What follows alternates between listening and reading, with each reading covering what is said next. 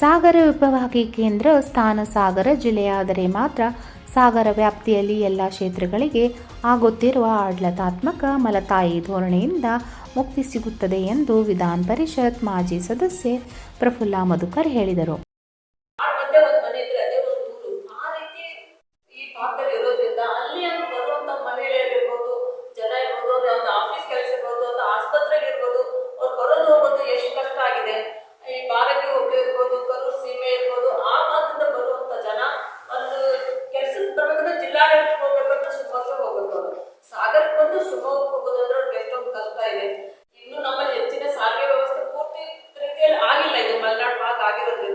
ಇಲ್ಲಿನ ಪತ್ರಿಕಾ ಭವನದಲ್ಲಿ ಸುದ್ದಿಗೋಷ್ಠಿಯಲ್ಲಿ ಮಾತನಾಡಿದ ಅವರು, ಸಾಗರ ಉಪವಿಭಾಗೀಯ ಕ್ಷೇತ್ರವನ್ನು ಸರ್ಕಾರ ಕಡೆಗಣಿಸುತ್ತಿದೆ. ಅನುದಾನ ಬಿಡುಗಡೆಯಲ್ಲಿಯೂ ಮಲೆನಾಡಿಗೆ ತಾರತಮ್ಯವಾಗುತ್ತಿದೆ. ಮಲೆನಾಡಿನ ಸಮಸ್ಯೆಗಳ ನಿವಾರಣೆಗೆ ಜನರ ಹಕ್ಕೊತ್ತಾಯಗಳಿಗೆ ಪೂರಕವಾಗಿ ಭೌಗೋಳಿಕ ವಿಸ್ತರಣದ ಆಧಾರದಲ್ಲಿ ಸಾಗರ ಉಪವಿಭಾಗೀಯ ಕೇಂದ್ರ ಜಿಲ್ಲೆಯಾದರೆ ಮಾತ್ರ ನಮ್ಮ ಹಕ್ಕುಗಳನ್ನು ಪಡೆಯಲು ನ್ಯಾಯ ಪಡೆಯಲು ಸಾಧ್ಯವಾಗುತ್ತದೆ ಎಂದು ತಿಳಿಸಿದರು.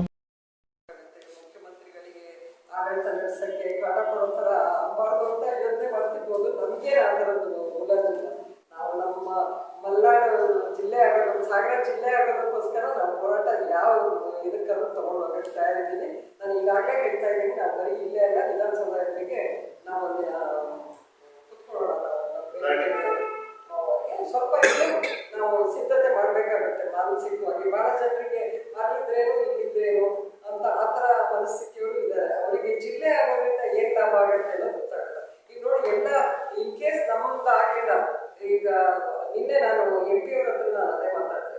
ಬಳಿಕ ಹೋರಾಟ ಸಮಿತಿಯ ತಿ.ನ. ಶ್ರೀನಿವಾಸ್ ಮಾತನಾಡಿ, ಸಾಗರ ಜಿಲ್ಲೆಗೆ ಒತ್ತಾಯಿಸಿ ಹಮ್ಮಿಕೊಂಡಿದ್ದ ಸಾಗರ್ ಬಂದ್ಗೆ ಉತ್ತಮ ಪ್ರತಿಕ್ರಿಯೆ ದೊರೆಯಿತು. ಉಪಮುಖ್ಯಮಂತ್ರಿಗಳಿಗೆ, ಜಿಲ್ಲಾ ಉಸ್ತುವಾರಿ ಸಚಿವರಿಗೆ ಶಾಸಕ ಗೋಪಾಲಕೃಷ್ಣ ಬೇಳೂರ್ ಮೂಲಕ ಮನವಿ ಸಲ್ಲಿಸಲಾಯಿತು. ಮುಖ್ಯಮಂತ್ರಿಗಳನ್ನು ಶಾಸಕರು ಭೇಟಿ ಮಾಡಬೇಕು ಎಂದರು. ಪತ್ರಿಕಾಗೋಷ್ಠಿಯಲ್ಲಿ ನಂದಾ ಗುಜ್ನೂರ್, ನಿರ್ಮಲಾ ಗಣೇಶ್, ಪುಷ್ಪಾ ಮಲ್ಲಿಕಾರ್ಜುನ್, ಸುಂದರ್ ಸಿಂಗ್, ತಿ.ನ. ಶ್ರೀನಿವಾಸ್ ಹಾಜರಾಗಿದ್ದರು. ರವಿ, 9 ಲೈವ್ ನ್ಯೂಸ್, ಸಾಗರ.